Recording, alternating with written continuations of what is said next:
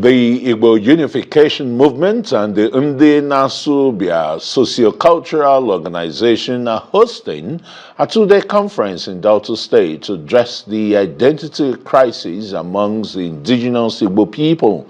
Delta State Governor Sheriff Oberowori, who was represented by his Chief of Staff, commends the initiative. Senator Ned Nwoko praises the organizers, stressing that unity is key to overcoming divisions. He says the push for the creation of Anioma state reflects his belief in Igbo solidarity and urging support whether the state falls in the southeast or in the south-south. We prefer to use southeast. Some will say Igbo. I'm sure you know that there's a difference between southeast and Igbo. Igbo means Igbo. Southeast just talks about the geographic expression, the 5 states of southeast. So the general belief and support is that there must be one additional state for people. I believe that Anioma, being the oldest expression in Nigeria for a state, qualifies to be so chosen for that position. When it comes to creating one state for Igbo, for Southeast, everybody is in agreement. Division to put a kind of setback among us, a place where an local person will not agree to what another person is saying, a place where the man will not agree to what the local man is saying.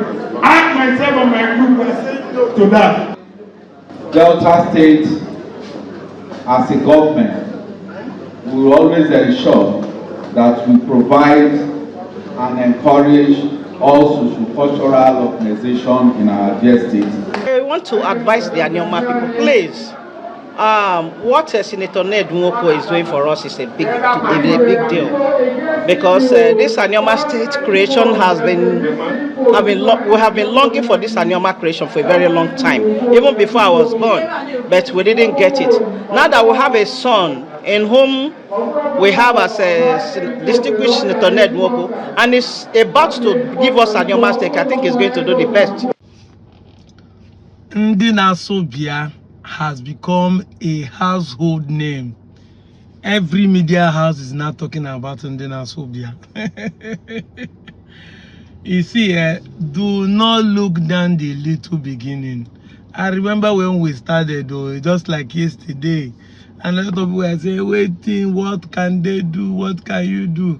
Today, we have become a household name that news and media houses, including the state governments, are using us as an example. Including our enemies, they are using us now to create content. Okay, we really thank God, and I want to thank all of you who made it happen. Let me start by thanking our mother, my own mother, Omo Onyebuchibe ya Okonkwo, Omo Ofobio. You are the one who made this conference to happen. From the day one, you became a voice to Ndinaasubia. You led us to the visitation and invitation that we share to the kings and politicians and well-meaning Nigerians who decided to attend this conference, and those who decided to support us during the conference. People like Chief Gaius Eze. Chief Gaius Eze was able to give us his buses that took people to and fro for the 2 days. He also gave us some money to support us. And his media house was also there to cover the event. We want to thank you, Omo Ofobio. We also want to thank you especially Chief Gaius Eze. Mechuko Kabiama. Bless you all. I want to thank my able director, Chief Samuel Uzochukwu Nwokike, Nwatalupuaku 1, the CEO of Dewey City Estate and Dewey Rise. I want to thank you, Chief. I want to thank you for all you are doing for Ndinaasubia and Igbo Unification movement. You made me a brand ambassador for your estate, and you have been a supporter of whatever we do. Thank you, Chief. Thank you, and may God bless you. We want to also thank Ugo Chukwu Nnadozie for the one you have been doing, sending us messages and giving us the moral support. And every of our diaspora supporters, you know, I will not stop to thank the Ogwashi Ukuma and Pastor Stephen Ugu. You guys made it rock. Now, back to the main point. I don't want you to see Ndinaasubia as a political movement. We are not. We are a social, cultural group. We are here to share our heritage, our culture. We are here to stand as a solution and at the same time as a reconciliation ministry. Yes, reconciliation, because the people has called us unity beggar. We are the ones who are begging those who say they are not Igbo to accept their Igboness. We are those who are begging those who say they are Igbo to unite with those who are coming back from the wandering.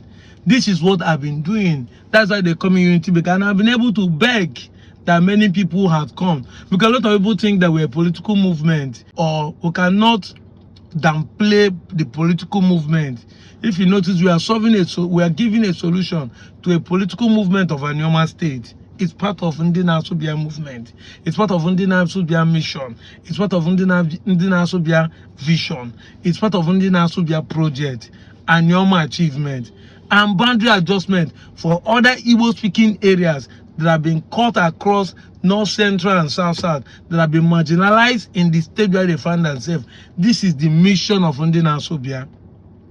And to show that truly this is our mission, you see in this day newspaper that the Delta State recognize our effort.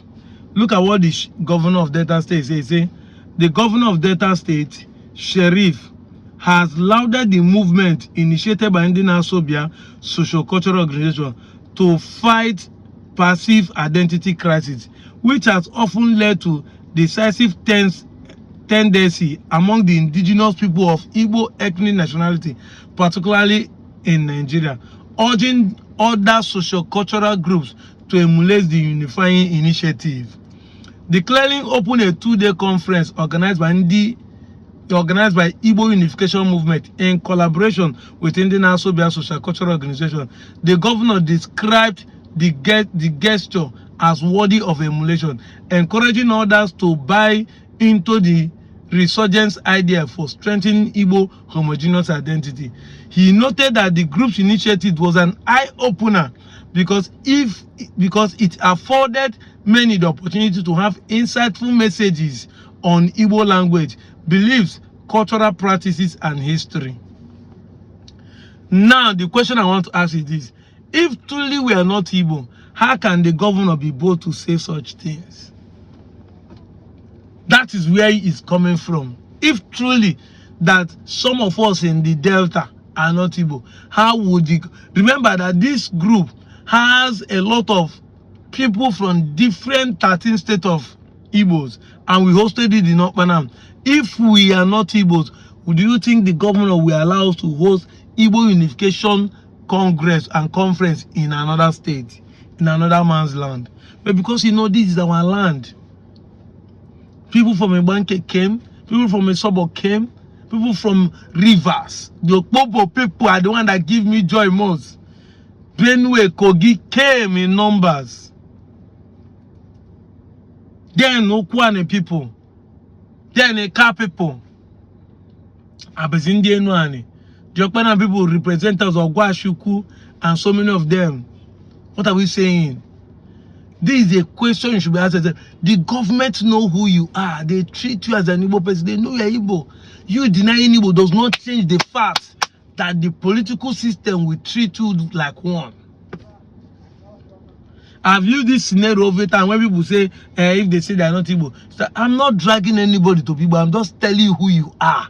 It's just like a pastor preaching for people to be born again. He's not dragging you to be born again. But it's preaching. I'm preaching. Give you fact and everything. It's left for you to accept it.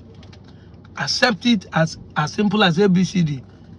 A, accept it. B, believe it. C, confess it. D, do it. I said it time without number. Bobrisky is a man, but he's denying not to be a man. He's saying that he's a woman. So if I'm saying Bobrisky is a man, am I dragging Bobrisky to be a man? Or is Bobrisky the one dragging himself to be a woman? If that makes sense to you, you understand. You are an Igbo person, and I'm telling you, you're Igbo. You're saying I'm dragging you. Are you not the one dragging yourself to deny your Igboness, like Bobrisky denying his manhood and joining womanhood? That is what we are talking about. You are an Igbo person, complete Igbo man. What do you do? Don't you see what the newspaper said? It's an eye opener to understand the Igbo language, because Igbo language is not just what they speak as Central Igbo. When some people come and say this is what they say, no, every of your language has a dialect extension in the southeast or even in the north central.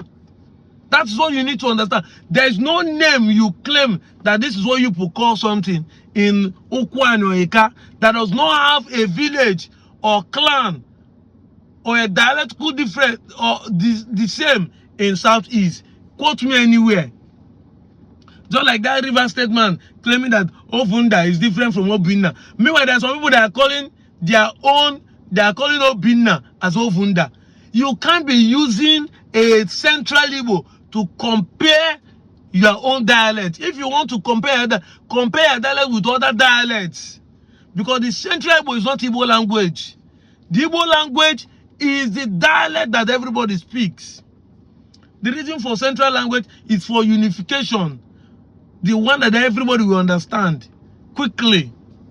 But every dialect that you speak, every word you speak has another community that is using it. That is the truth. So I don't understand where all these people are coming with their mindset and be saying you are not similar to Igbo. They are two different things. You are Igbo.